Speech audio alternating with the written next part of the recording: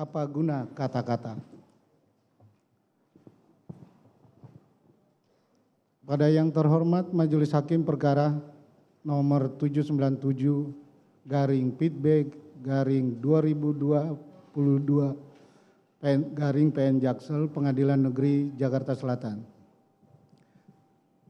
Perkenankan kami yang bertanda tangan di bawah ini, tim penasehat hukum Putri Chandrawati dengan ini mengajukan tanggapan atas replik jaksa penuntut umum atau duplik atas nama terdakwa Putri Chandrawati sebagai berikut. Majelis Hakim yang mulia, saudara penuntut umum yang kami hormati, sidang pengadilan yang kami muliakan. Puji syukur kehadirat Tuhan Yang Maha Esa yang telah memberikan perlindungan dan kesehatan kepada kita semua, sehingga melalui kesempatan ini kami tim penasehat hukum dapat mengajukan duplik atas replik penuntut umum tersebut.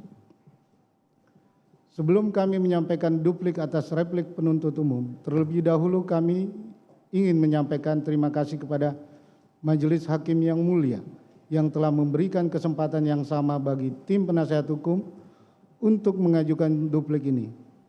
Sudah sewajarnya juga, tim penasehat hukum berharap penuh kepada Majelis Hakim yang mulia yang memeriksa dan memutus perkara ini dapat berkiblat dan menjunjung tinggi pada kepastian dan keadilan berdasarkan prinsip-prinsip penegakan hukum.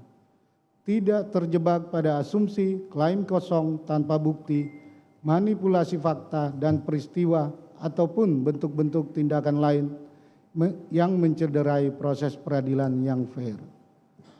Setelah mendengar, membaca dan meneliti replik penuntut umum yang setebal 28 halaman yang terdiri dari 6.742 kata yang dibacakan pada hari Senin tanggal 30 Januari 2023. Tim penasehat hukum tidak menemukan bantahan yang didasarkan pada alat bukti yang valid dan argumentasi hukum yang kokoh dari penuntut umum. Sebagian besar dari 6.000 kata yang ditulis di replik tersebut menuliskan klaim kosong tanpa bukti, asumsi-asumsi baru, hingga tuduhan baru terhadap tim penasehat hukum. Sungguh sesuatu yang emosional, menyedihkan, dan nyaris sia-sia. Upaya penuntut umum menjawab nota pembelaan setebal 955 halaman dengan hanya 28 halaman replik yang penuh kalimat-kalimat emosional tampak seperti tersesat di rimba fakta dan argumentasi. Semakin penuntut umum berupaya membantah, semakin terlihat pula rapuhnya pembuktian hingga tuntutan yang diajukan di persidangan. Namun demikian, kami tetap menghargai upaya yang tampaknya sudah maksimal yang dilakukan penuntut umum tersebut. Replik yang diajukan oleh penuntut umum terhadap nota pembelaan penasehat hukum seharusnya merupakan suatu tanggapan yang dibuat berdasarkan uraian fakta yang terungkap di persidangan.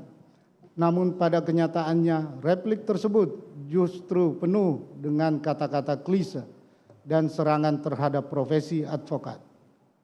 Hal ini alih-alih membuat penuntut umum terlihat hebat, namun yang terjadi justru menunjukkan ketidakprofesionalan dan ketidakmampuannya dalam membuktikan dakwaan dan menyusun tuntutannya. Replik tersebut justru menunjukkan betapa tidak cermatnya penuntut umum menganalisis fakta-fakta yang muncul di persidangan, keliru menerapkan peraturan, doktrin, hingga prinsip-prinsip dasar dalam hukum, ketidakkonsistenan hingga manipulasi peristiwa, dan keterangan saksi-saksi seolah-olah bersesuaian juga kembali muncul dalam replik tersebut. Padahal tidak pernah dijelaskan keterangan yang mana dari seorang saksi yang bersesuaian dengan saksi lainnya. Dalam beberapa bagian, kami menemukan klaim kosong penuntut umum bahwa seolah-olah sesuatu telah terbukti karena bersesuaian dengan seluruh saksi yang pernah dihadirkan di persidangan. Padahal di bagian lain, penuntut umum menolak dan mengatakan saksi-saksi tertentu menyampaikan hal yang tidak benar sehingga keterangannya yang tidak valid. Jurus sapu rata atau tanggapan yang sama untuk sejumlah argumentasi dan fakta yang berbeda juga muncul di replik tersebut. Sesuatu yang jelas menunjukkan ketidakmampuan penuntut umum mengurai dan membantah satu persatu dalil tim penasihat hukum yang telah kami tuangkan secara rinci dan cermat di nota pembelaan. Terkadang kami bertanya-tanya, apakah penuntut umum memang dengan sadar membuat replik yang tidak mengandung argumentasi hukum tersebut karena tidak ada bukti dan argumentasi hukum untuk membantah nota pembelaan tim penasihat hukum. Kami memahami mungkin penuntut umum terlalu lelah menghadapi semua ini sehingga hanya menghasilkan replik yang rumpang dan atau kosong di sana-sini. Namun tetap dilaksanakan harus selesai dan dibacakan. Alih-alih berkontribusi pada pencarian kebenaran material, replik yang seperti itu tentu bisa berbahaya bagi upaya mewujudkan peradilan yang fair sebagaimana kita cita-citakan bersama. Namun demikian, sebagai wujud sikap profesionalitas advokat, kami tetap menghargai penuntut umum yang tetap berusaha semaksimal mungkin menjalankan tugasnya. Walaupun sulit untuk tidak mengatakan isi replik penuntut umum tersebut sama sekali tidak memuat hal-hal yang substantif, bahkan tidak menjawab secara yuridis nota pembelaan dari tim penasihat hukum. Seluruh dalil penuntut umum, baik dalam dakwaan, tuntutan maupun replik, hanya berupa asumsi tidak berdasar, emosi, dan merupakan delusi. Untuk menghindari kita juga mengulangi kesalahan yang sama dari penuntut umum dalam menyusun tuntutan dan replik.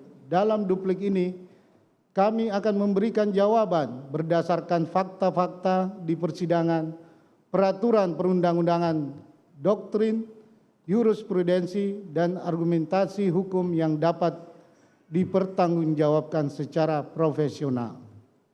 Dilanjutkan, majelis.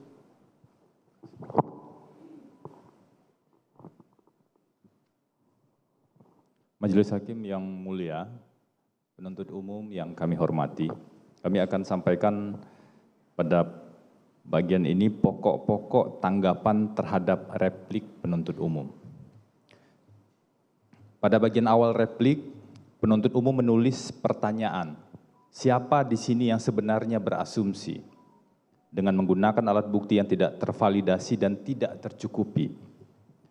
Dalam uraian duplik penasihat hukum ini, kami akan menjawab pertanyaan penuntut umum tersebut. 1.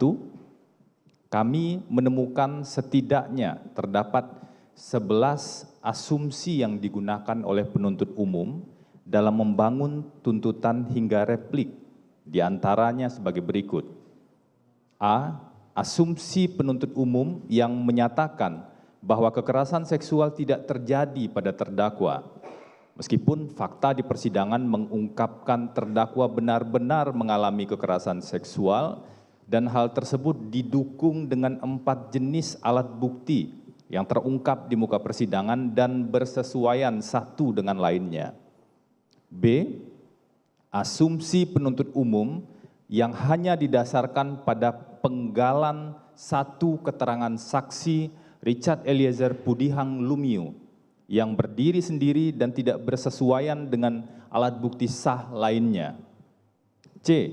Asumsi penuntut umum yang menyatakan bahwa penasihat hukum ikut berkontribusi mempertahankan kebohongan yang dibangun oleh terdakwa. Faktanya, tidak ada satupun alat bukti yang mendukung asumsi tersebut. D. Asumsi penuntut umum yang menyatakan telah menggunakan semua alat bukti yang dikemukakan di persidangan dengan konsisten dan tidak berubah. Hal ini tidak sesuai dengan fakta yang muncul di proses persidangan. E.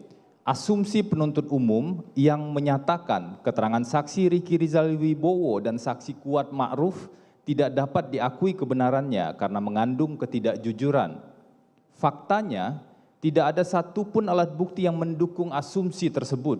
Dan dalam bagian lain, penuntut umum justru masih menggunakan keterangan dua saksi tersebut. F. Asumsi penuntut umum yang menyatakan tim penasihat hukum terdakwa, Saudara Ferdi Sambo, dan tim penasihat hukum saksi Riki Rizal Wibowo dan saksi Kuat Ma'ruf adalah tim penasihat hukum yang sama dan mempunyai satu pemikiran yang sama, sehingga tidak dapat diakui kebenarannya adalah dalil-dalil yang tidak benar dan emosional, karena faktanya memang keliru. G. Asumsi penuntut umum yang menyatakan bahwa tindakan terdakwa menelpon Saudara Ferdi Sambo merupakan bentuk persamaan kehendak untuk berencana merampas nyawa korban. Hal ini tidak didasarkan alat bukti yang sah. H.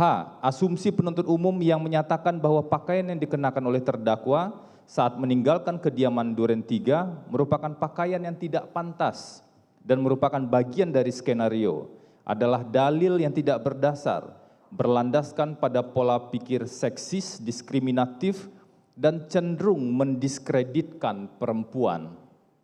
I. Asumsi penuntut umum yang menyatakan bahwa naiknya saksi Kuat Ma'ruf dan terdakwa ke lantai 3 di kediaman Saguling selama kurang lebih 3 menit bertujuan untuk bertemu dengan Saudara Ferdi Sambo. Ini tidak logis dan tidak didukung dengan alat bukti. J. Asumsi penuntut umum yang menyatakan bahwa tindakan terdakwa ke kediaman Duren 3 untuk melakukan isolasi mandiri merupakan bentuk peran terdakwa menggiring korban ke tempat eksekusi. Hal ini tidak berdasar dan tidak didukung oleh alat bukti. K. Asumsi penuntut umum yang menyatakan keterangan saksi, ahli, dan terdakwa saling bersesuaian terkait rangkaian peristiwa merupakan asumsi yang tidak berdasar dan tidak didukung fakta sidang yang sesungguhnya.